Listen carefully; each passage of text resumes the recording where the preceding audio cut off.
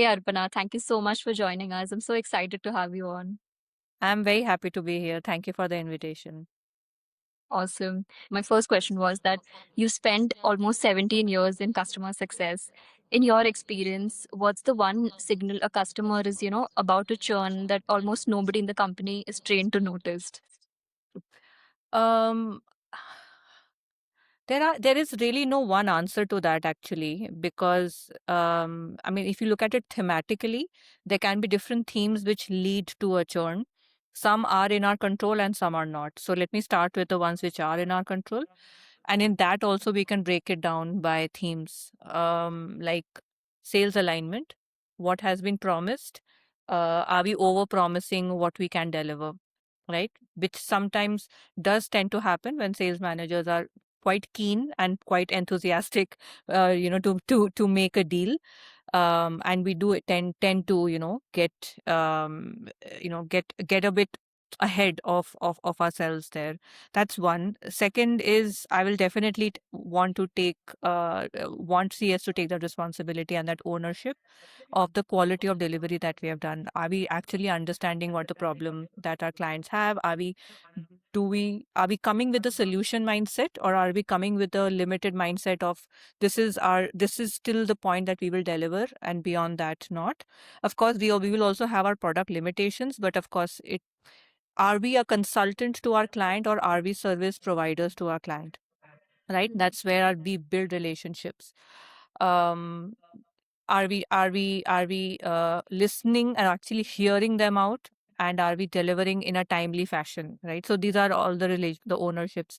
So again, these are triggers that I would want the company to pick up on. Then of course there are things which are not in our control.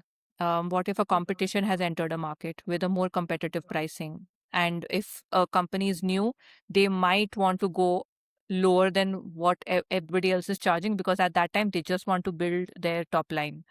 So at that time, it's the relationship that one has built, what is the product we are delivering, that's really has a huge role to play. And this is one thing that some more often than not doesn't get highlighted, is if there is a leadership change at the client's end, Hmm. and the new leadership has used a different product or a competing product in their previous organization, they bring that influence into the market. So which is why I keep a hawk's eye onto our articles of people movement, because if I know that there's a leadership change in our client's end, we have to over service and ensure that the decision they have made with our product is the right one. Yeah. Amazing. I think that last line that you said, I don't think a lot of people even do that, like you said, have the hawk's eye of seeing when the shifting is happening. I think that is one amazing signal to pick up on. Yeah, yeah, absolutely. This is something that, Yeah. and it has happened with us also, right? Like Yes. when my RevOps team changed, we did change from HubSpot to Salesforce, because they Hmm. have had a previous experience with Salesforce, and they said, that's the best product on the market. So we have done it to others. Why it can happen with us as well, right? So Yeah, totally. yeah, Right. So, like you said, sales closes the deal. That was my next question that, sales closes the deal and hands it off. So, by the time it yeah. reaches you, what's usually already broken that nobody upstream noticed? Uh, okay. So, I'm assuming the basics are checked. The basic understanding of the product is checked. The basic expectation has been set on what the end result will look like. Sometimes what we are not aligned with, and this is a collective effort. I'm not only giving that onus to sales, that there still needs to be enough time spent in explaining the process to get there, because they know the beginning point and they know the end point, the client, they know where they need to get, but the how of it is sometimes we skip explaining that. And that's where the expectations match, leads to disappointment, because they don't know the efforts that needs to be put in from both sides. If there is some data expectations we have from their side, or if there are certain timelines that we have, they need to have patience for that delivery of product to happen. So I think the process of delivery is also something that needs to be taken up, and not just the end product, which is Right. what the sales does. They Yeah. focus they focus mostly on what they will deliver in the end, Yeah. But I think it's also part of the pre-sales process to also Mhm. touch upon the process.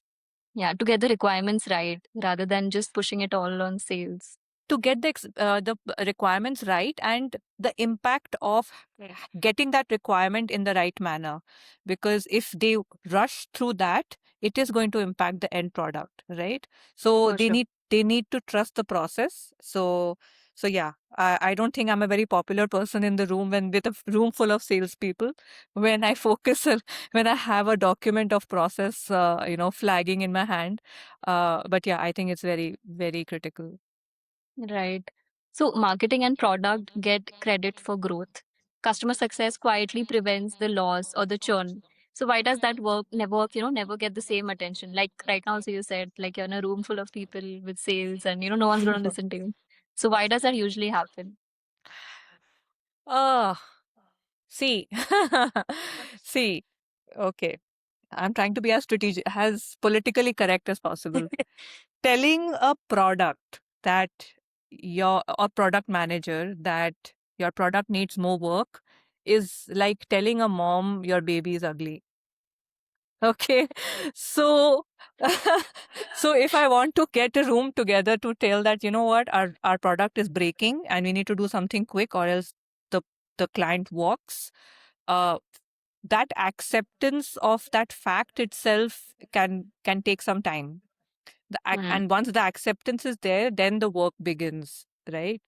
Hmm. So yeah, which is why I'm very careful on how I want to convince our product team that there's work to be done. And I would say marketing and client servicing would be riding in the same boat of not getting any credit, because I feel marketing team also is in that space of um, trying to generate the brand equity of the product, but sales taking the last leg across the finishing line. So yeah, my heart goes out to all the SaaS company marketing team. I think many people will be able to relate to this. Yeah, right. So we're doing something different this season. It is called Hot Take or Hard Truth. I'll put forth a few statements across you, and you got to tell me, like, is it a hot take? Would most people push back on it, or is it a hard truth? Would most people, like, not say it out loud? So the first one is most churn isn't a product problem. It's a sales team that oversold and a CS team left to clean it up. Hot take or a hard truth? Mm, ah, hot take. Hot take, because I think it's a collective effort. Yeah. Yeah, hot take, definitely. Right. Because I think right now, to measure churn, also, there are so many platforms out there. And, not exactly you can do it, but things are available now, earlier, which was not there. Absolutely. And I think that reading should start from day one of onboarding, because the first impressions is how we are setting the tone right for the relationship for the coming year or the subsequent long term that we are trying to build a relationship for. And it has to be collective. If sales is committing something, I'm sure they have discussed it with product. If product has committed, they will deliver something, then it is CS's responsibility. It happens. It's like it's a team effort. So yeah, I would say hot take. Awesome. So the second one is that companies invest the most in acquiring customers and the least in keeping them, and then act surprised when retention numbers don't improve. Hot take or hot truth? Hard truth. Oh God, you have touched such a sensitive topic on Unnati. Yeah. Hard truth, very hard truth. I'm going to cry now. Yes, hard truth. Yes, we Seriously. we spend a lot of time in sorry, a lot of effort and money in acquiring new clients, and which includes marketing. And I'm sure that's the direction which is given in most companies. However, especially if you're building a SaaS company and a SaaS product, there is a lot that goes by word of mouth. Yeah. And that can only happen if you have a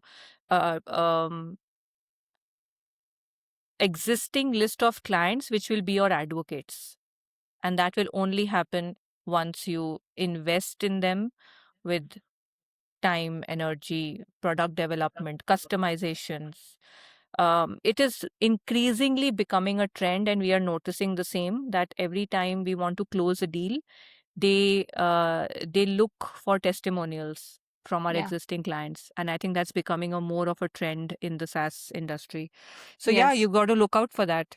Yeah, dear founders, please Yeah. spend some more time in looking after your existing customers. I think you spoke from your heart out there. Oh, very much. Right. And the last one is that if customer success has to convince a customer to renew, the renewal was already lost like months ago. Hot take or hard truth? Yeah, but my question is, why are we talking about it right at the end? I mean, for me, my pop-ups start like months before, at least 4 months, 3 months that this is coming up. And are we on the right track? Have we delivered at least 80%, so that we are in a position to then promise what now, how we can build from here? So the client has to look at you as a partner. I mean, if they're looking at you as a vendor, you are very easily replaceable with a price quotation that a competition will quote. But unless this, but if they see you as your partner, as your consultant, and just like they are also trying to build something, and they're using your Right. product to help them build something. So Hmm. unless you are doing, like, partners in the crime, yeah, yeah, you've already lost them if you're already having to convince them towards the end. Hard truth. Sorry, I'm sorry. It turned into a paragraph, but yeah, hard truth. No, I get that because I think building that trust is more important rather than, having that sort of a, like the way you said, like if the client looks at you like a vendor, that thing is not going to renew. Yeah, yeah, yeah, absolutely. I Yeah. agree. I agree. It cannot be, you know, like you ask and I deliver. We Yeah. have to discuss together, and which, if you both have a vision together, then renewal is just a formality, because Right. then you're talking like 5 years ahead. What do you plan to achieve by what you're doing today? So you Right. have to build that journey together. Yeah, and Yeah. I think it's also depending on the person. Like, for example, you said that, you start months before. Like, I even know people who start like days before. So I think it depends, like, Oh, yeah, yeah. from, No, yeah, I yeah. think And I that's think what sets you apart. Yeah, exact, and I think that's where having the right CS tools exactly. is very, very important.